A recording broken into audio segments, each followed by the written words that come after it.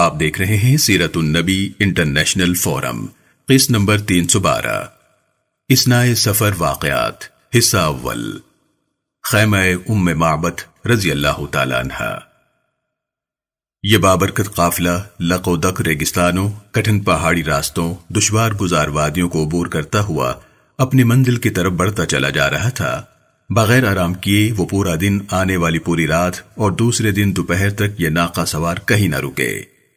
مسلسل سفر کی تھکاوٹ، رات کی بے خوابی، سنگلاخ وادیاں اور ریگستان طے کرنے کے باوجود سرکار دو عالم صلی اللہ علیہ وسلم نے نہ تھکاوٹ اور درماندگی کا اظہار کیا، نہ رات بھر جاگتے رہنے کا شکوہ کیا۔ بڑی ہمت و عزیمت کے ساتھ آپ صلی اللہ علیہ وسلم نے یہ پرخطر سفر جاری رکھا۔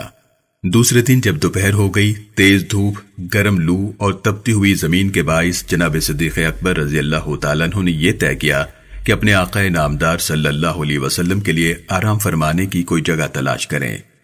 آپ نے چاروں طرف نظر دوڑائی تاکہ کہیں کوئی سایہ دار درخت نظر آ جائے تاکہ اس کے نیچے رحمت عالم صلی اللہ علیہ وسلم کچھ دیر استراحت فرما لے۔ دور دور تک کوئی درخت نظر نہ آیا، البتہ ایک چٹان دکھائی دی جس کا کچھ سایہ عین دوپہر کے وقت بھی موجود تھا۔ آپ وہاں گئے، پتھریلی چٹانوں کے نوکدار کونوں کو ہموار کیا، ان پر چادر بچھا دی، پھر عرض کیا کہ میرے آقا تشریف لائیے اور تھوڑی دیر آرام فرمائیے۔ آپ صلی اللہ علیہ وسلم تشریف لائے اور آرام کرنے کے لیے لیٹ گئے۔ حضرت ابو بکر صدیق رضی اللہ تعالیٰ عنہ اپنے آقا کو سلا کر پہرے کا فریضہ ادا کرنے کے لیے چٹان پر چڑھ گئے اور دور دور تک نگاہ دوڑانے لگے، یہ دیکھنے کے لیے کہ کوئی تعاقب کرنے والا ہمارے پیچھے تو نہیں آ رہا۔ آپ نے دیکھا کہ ایک چرواہا اپنے ریوڑ کو لے کر اس چٹان کی طرف آ رہا ہے اور شاید اس کے سائے میں خود بھی آرام کرنا چاہتا ہے اور اپنی بکریوں کو بھی اس چلچلاتی دھوپ سے کچھ دیر کے لیے محفوظ کرنا چاہتا ہے۔ آپ نے اس سے پوچھا کہ تم کون ہو اور یہ ریوڑ کس کا ہے جس کو تم چرا رہے ہو؟ اس نے اپنا نام بھی بتایا اور اپنے مالک کا نام بھی۔ آپ اس کے مالک کو پہلے سے جانتے تھے۔ آپ نے بہت نرمی سے اس چرواہے کو کہا کہ کوئی بکری دوہ دو۔ جب وہ دودھ دوہنے لگا تو آپ نے فرمایا پہلے بکری کے تھن کو صاف کر لو، پھر اپنے ہاتھ جھاڑ لو تاکہ گرد و غبار اتر جائے۔ اس نے ایسا ہی کیا۔ آپ نے اسے ایک برتن دیا اور اس برتن کے منہ پر ایک کپڑا رکھ دیا تاکہ دودھ چھن کر اس برتن میں جائے۔ دودھ لے کر اسے پانی میں رکھا تاکہ وہ ٹھنڈا ہو جائے، پھر اس ٹھنڈے دودھ کو لے کر اللہ کے محبوب صلی اللہ علیہ وسلم کی خدمت میں حاضر ہوئے۔ آپ صلی اللہ علیہ وسلم اس وقت تک بیدار ہو چکے تھے۔ عرض کی کہ یا رسول اللہ، آپ کے لیے میں تازہ دودھ ٹھنڈا کر کے لایا ہوں، نوش فرمائیے۔ رسول اکرم صلی اللہ علیہ وسلم نے نوش فرمایا، یہاں تک کہ حضرت صدیق اکبر رضی اللہ تعالیٰ عنہ خوش ہو گئے۔ پھر دونوں رفیق اللہ کی حفاظت میں اپنی منزل کی طرف روانہ ہو گئے۔ ام معبد۔ چٹان کے سائے میں دوپہر گزارنے کے بعد پھر دونوں روانہ ہو گئے۔ اثناء سفر راستے میں ایک خیمے کے پاس سے گزر ہوا۔ خیمے کے باہر ایک باوقار خاتون بیٹھی تھی۔ اس کا تعلق بنی خزاعہ کے قبیلے سے تھا۔ اس کا نام عاتکہ بنت خلف بن معبد بن ربیعہ تھا اور ام معبد کی کنیت سے مشہور تھی۔ جناب صدیق اکبر رضی اللہ تعالیٰ عنہ نے اسے دریافت کیا کیا اس کے پاس فروخت کرنے کے لیے گوشت اور کھجورے ہیں؟ اس نے کہا لو کان عندنا شیء ما اعوذکم القرا، اگر ہمارے پاس کوئی چیز ہوتی تو ہم تمہاری میزبانی میں کبھی کوتاہی نہ کرتے۔ یہ وہ زمانہ تھا جبکہ طویل خشک سالی نے اس علاقے کو قحط زدہ کر دیا تھا، کوئی چیز دستیاب نہیں ہوتی تھی۔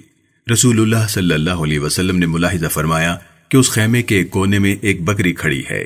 آپ صلی اللہ علیہ وسلم نے پوچھا اے ام معبد، یہ بکری کیسی ہے؟ اس نے عرض کیا کہ یہ وہ بکری ہے جو کمزوری کی وجہ سے دوسرے ریوڑ کے ساتھ چرنے کے لیے نہیں جا سکی اور یہیں کھڑی رہ گئی۔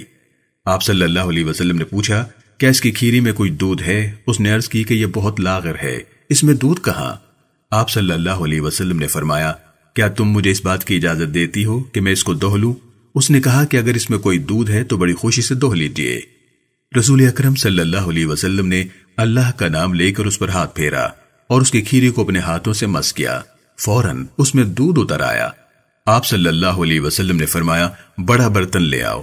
چنانچہ سرور عالم صلی اللہ علیہ وسلم نے اس کو دوہنا شروع کیا، اس میں جھاگ اٹھنے لگی یہاں تک کہ وہ برتن بھر گیا۔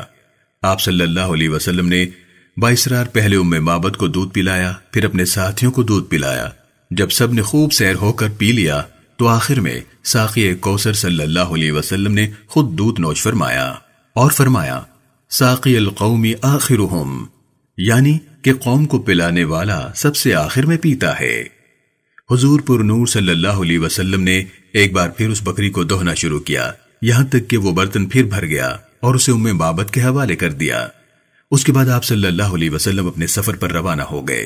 تھوڑی دیر کے بعد اس بوڑھی کا خاوند ابو معبد اپنی کمزور دبلی پتلی بکریوں کو ہانکتے ہوئے گھر لے آیا، جو کمزوری اور لاغری کی وجہ سے جھول رہی تھی اور ان کی ہڈیوں میں گودا تک بھی خشک ہو گیا تھا۔ اس نے جب دودھ کا بھرا ہوا برتن دیکھا تو حیران ہو کر پوچھنے لگا کہ اے ام معبد، یہ دودھ کی نہر کہاں سے جاری ہو گئی؟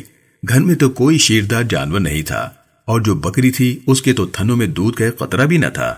ام معبد نے کہا، ایسا نہیں، بخدا ہمارے پاس ایک مبارک آدمی گزرا ہے، اور پھر اس نے سارا ماجرا کہہ سنایا۔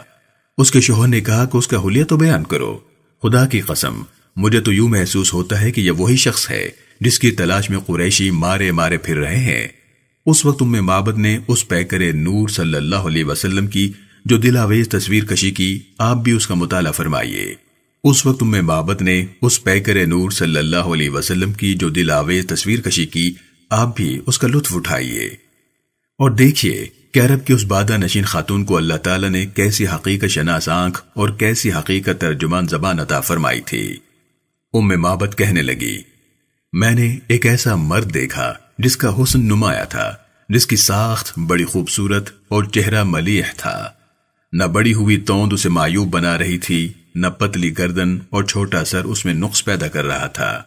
بہت حسین، بہت خوب رو، آنکھیں سیاہ اور بڑی اور پلکیں لمبی، اس کی آواز گونجدار تھی، سیاہ چشم سرمگی، دونوں ابرو باریک اور ملے ہوئے، گردن چمکدار تھی، ریش مبارک گھنی تھی۔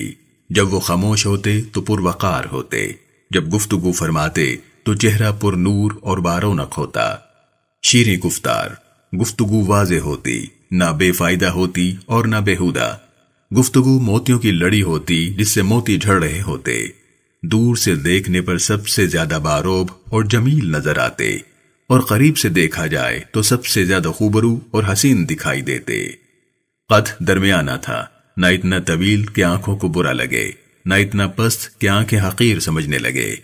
آپ دو شاخوں کے درمیان ایک شاخ کی مانند تھے، جو سب سے زیادہ سرسبز و شاداب اور قداور ہو۔ ان کے ایسے ساتھی تھے جو ان کے گرد حلقہ بنائے ہوئے تھے، اگر آپ انہیں کچھ کہتے تو فوراً اس کی تعمیل کرتے، اگر آپ انہیں حکم دیتے تو وہ فوراً اس کو بجا لاتے۔ سب کے مخدوم، سب کے محترم، نہ وہ ترش رو تھے، نہ ان کے فرمان کی مخالفت کی جاتی تھی۔ ابو معبد نے اپنی زوجہ ام معبد سے جب سرور خوباں شاہ حسینہ صلی اللہ علیہ وسلم کا یہ دلکش اور دلاویز حلیہ سنا تو وہ کہنے لگا، بخدا یہ وہی شخص ہے جس کی جستجو میں قریش مارے مارے پھر رہے ہیں۔ اگر مجھے زیارت کی سعادت نصیب ہوتی تو میں یقیناً آپ کی ہمراہی کا شرف حاصل کرتا۔ کچھ عرصے بعد دونوں میاں بیوی نعمت ایمان سے مشرف ہوئے۔ دونوں اپنی صحرائی خیمہ گاہ سے ہجرت کر کے مدینہ منورہ پہنچے اور پھر وہیں رہائش پذیر ہو گئے۔ مجھے یہ خبر پہنچی ہے کہ ابو معبد نے اسلام قبول کیا اور ہجرت کر کے نبی صلی اللہ علیہ وسلم کی خدمت پہ پہنچ گئے۔ عبد الملک کہتے ہیں کہ مجھے روایت پہنچی ہے کہ ام معبد نے بھی ہجرت کی، اسلام قبول کیا اور بارگاہ رسالت مآب صلی اللہ علیہ وسلم میں حاضر ہو گئی۔ ابن سعد طبقات میں اور ابو نعیم نے دلائل النبوہ میں ام معبد سے روایت کی ہے۔ آپ فرماتی ہیں، وہ بکری جسے رحمت عالم صلی اللہ علیہ وسلم نے اپنے دست مبارک سے چھوا تھا، اس کی خوش کھیری سے دودھ کی ندیاں بہنے لگی تھیں۔ وہ بکری عام رمادہ 18 تک ہمارے پاس رہی۔ خشک سالی کے اس زمانے میں بھی ہم اسے صبح و شام 2 بار دہا کرتے تھے، حالانکہ اس علاقے کی دوسری بکریوں میں دودھ کا قطرہ تک نہ تھا۔ ہشام بن جبیش کہتے ہیں کہ میں نے اس بکری کو دیکھا، اس چشمے کے قرب میں ام معبد کے ساتھ جتنے لوگ سکونت پذیر تھے سارے اس کے دودھ سے کھانا کھاتے تھے۔ سرور عالم صلی اللہ علیہ وسلم کی برکات کو جب پہلی مرتبہ ام معبد نے دیکھا تو وہ حضور صلی اللہ علیہ وسلم کو مبارک نام سے یاد کرتی تھی۔ اللہ تعالیٰ نے اس کے ریوڑ میں بڑی برکت دی، اس کی چند ضعیف و نزار بکریاں بہت بڑے ریوڑ میں تبدیل ہو گئیں۔ ایک مرتبہ ام معبد اپنے بچے سمیت اپنے ریوڑ کو ہانک کر مدینہ طیبہ آئی۔ اس کے پاس سے حضرت ابو بکر صدیق رضی اللہ عنہ کا گزر ہوا۔ اس کے لڑکے نے آپ کو پہچان لیا اور اپنی ماں کو بتایا، یا امہ ان ھذا الرجل الذی کان مع المبارک، ماں یہ وہ شخص ہے جو اس دن مبارک کے ساتھ تھا۔ وہ اٹھ کر آپ کی طرف لپکی اور پوچھا، اے اللہ کے بندے، وہ ہستی کون تھی جو اس روز تمہارے ساتھ تھی؟ آپ نے پوچھا، کیا تم انہیں نہیں جانتی؟ بولی، نہیں۔ آپ نے فرمایا، وہ اللہ کے نبی ہیں۔ اس نے عرض کی، مجھے آپ کی خدمت میں لے جائیں۔ حضرت صدیق اکبر رضی اللہ تعالیٰ عنہ اسے لے کر نبی رحمت صلی اللہ علیہ وسلم کی بارگاہ میں پہنچے۔ آپ صلی اللہ علیہ وسلم اس کے ساتھ کمال شفقت اور مہربانی سے پیش آئے، اسے کھانا کھلایا، انعام و اکرام سے نوازا اور نیا لباس پہنایا۔